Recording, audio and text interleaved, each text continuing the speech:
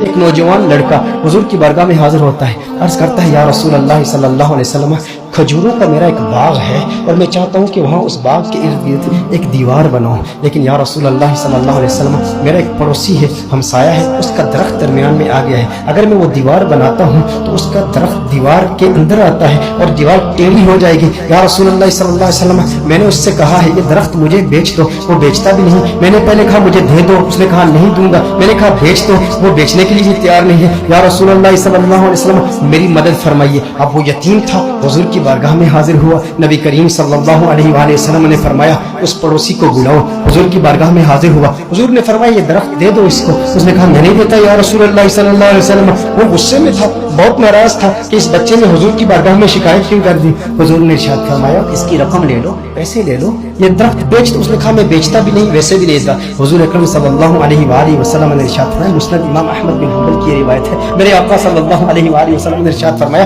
اچھا ایسا کرو کہ یہ درخت تم اس کی قیمت بھی لے لو اور اس درخت کے بدلے جنت میں ایک ایسا درخت ہوگا کہ جس کا سایہ اتنا طویل ہوگا کہ اس کے نیچے اگر 100 سال تک ایک سوار اگر سواری کرتا رہے تو اتنی طوالت ہے اس کی، اتنا سایہ ہے اس کا، وہ درخت جنت کا بھی لے لو۔ اس نے کہا یا رسول اللہ صلی اللہ علیہ وسلم میں قبول نہیں کرتا۔ اب وہاں پر صحابہ کرام علیہم رضوان موجود ہیں، حضرت سیدنا ابو الدحداء رضی اللہ تعالی عنہ صحابی رسول موجود ہیں، عرض کرتے ہیں یا رسول اللہ صلی اللہ علیہ وسلم آقا اگر یہ درخت میں کسی طریقے سے اس سے خرید کر اس یتیم کو دے دوں تو کیا یہ آپشن میرے لیے بھی اوپن ہے کہ جنت میں مجھے بھی وہ درخت مل جائے گا؟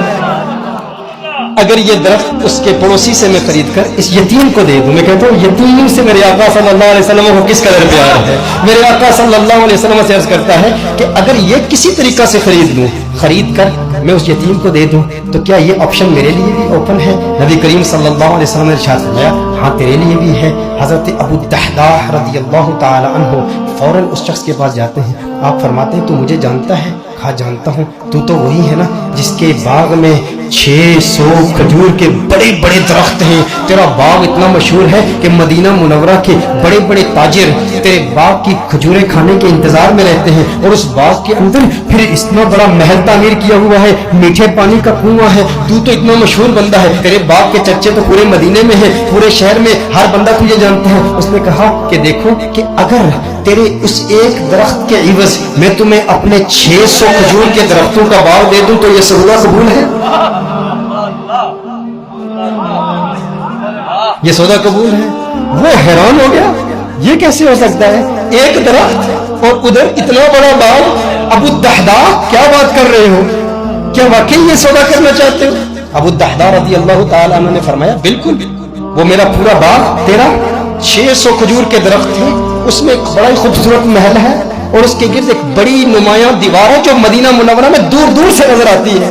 کہا وہ بھی تجھے دے دوں گا، وہ محل بھی تیرا، وہ ساری کھجوروں کے درخت بھی تیرے، وہ سارا باغ بھی تیرا، کس کے عوض؟ ایک درخت۔ کہا ٹھیک ہے، اور حضور کی گواہی میں یہ سودا ہوتا ہے۔ اب ابو الدحداء رضی اللہ تعالیٰ عنہ فوراً وہاں سے جاتے ہیں، اب ان کی جو زوجہ ہے وہ اس باغ کے اندر ہے، باہر سے آواز دیتے ہیں اپنی زوجہ کو، ہے ام دحداء ذرا باہر آؤ باہر آؤ، میں نے اس باغ کو بیچ دیا ہے۔ اب ام دحداء جانتی ہیں یہ بہت بڑا تاجر ہے، بہت بڑا بزنس مین ہے، خسارے کا سودا نہیں کرتا، کبھی خسارے کا سودا نہیں کرتا۔ ام دحداء نے کہا ہے ابو الدحداء کیسے سودا کیا ہے؟ کہا جنت کے ایک درخت کے عوض میں نے بیچا ہے۔ اب دیکھو میرے دوستوں، اب دیکھو ام دحداء وہ نیک بخت خاتون، وہ خوش قسمت خاتون، اس کی عظمتوں کو سلام۔ آج آپ سوچیں کہ اگر آپ کی بیوی ہوتی اور آپ اپنے گھر جاتے اور اپنی بیوی سے کہتے ارے سنتی ہو باہر آ جاؤ باہر آ جاؤ، گھر سے باہر نکلو، یہ گھر اللہ کی راہ میں دے دیا ہے، وہ کہتی ارے ابھی تو یہ نیا ٹی وی رکھا ہے، ابھی کچھ زیورات رکھے ہیں، زیورات تو نکالنے دو، ارے نادان انسان تو نے کیا کیا، گھر ہی اللہ کی راہ میں دے دیا۔ ابو الدحداء رضی اللہ تعالیٰ عنہ نے باہر سے آواز دی، کہا ایک جنت کے درخت کے عوض۔ ام دحداء نے یہ بات سنی، کہا تم نے بڑے منافع کا سودا کیا ہے، بہت منافع کا سودا کیا ہے۔ ام دحداء فوراً اپنے بچوں کو پکڑ کے اس گھر سے باہر نکلتی ہے، باغ سے باہر نکلتی ہے۔ اب ننھے بچوں کے ہاتھ میں کچھ کھجوریں بھی ہیں، کھجوریں ان کے ہاتھ سے نکال کے کہتی ہے اب یہ کھجوریں ہماری نہیں ہیں، میں نہیں چاہتی کہ ایک کھجور اللہ کے راہ میں دیے گئے مال سے میں اپنے جیب میں رکھ لوں، تو لے لے، کہیں اس کی وجہ سے جنت کے درخت میں ہمیں خسارہ نہ ہو، کہیں جنت کے درخت سے محروم نہ ہو جائے۔ ساری کھجوریں لے کر باغ کے اندر رکھ جاتی ہے۔ کہا کہ اس کا ایک ننھا بیٹا تھا، اس کے منہ میں ایک کھجور تھی، मुंह से खजूर निकाल कर फौरन बाग में रख दी। कहा अब इस पर हमारा कोई हक नहीं है,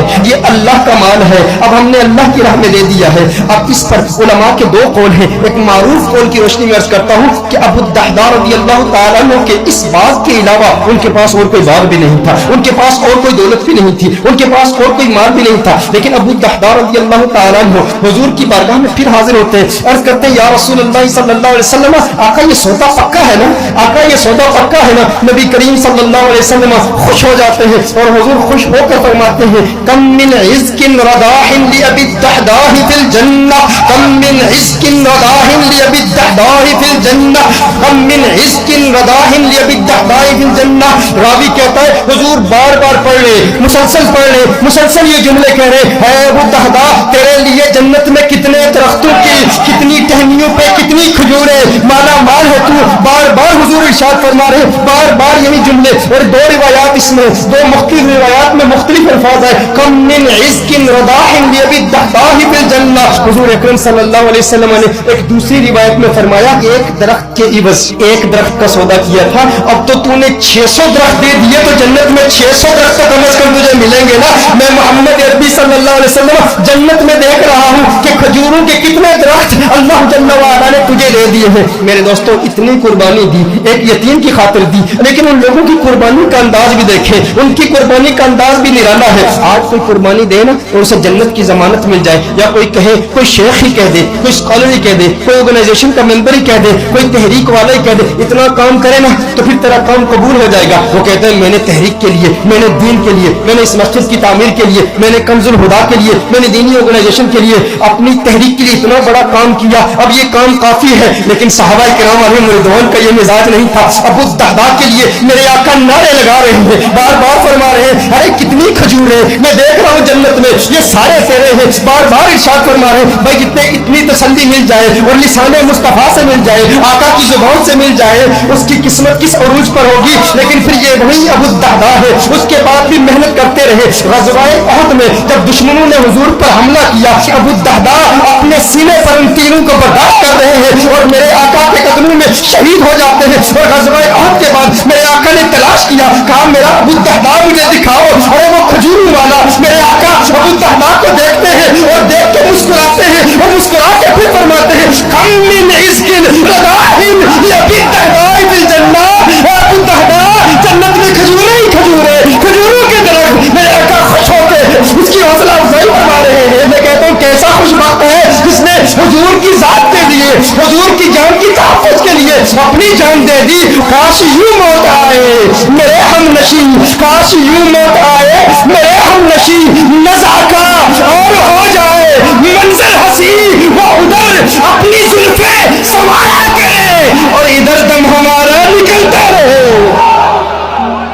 हुजूर की जुल्फों का असीर, हुजूर की जुल्फों को देखता हुआ इस दुनिया से चला गया। दिल में, जिगर में, आंख में बस तू ही तू रहे, इसके सिवा न दिल में कोई आरज़ू रहे।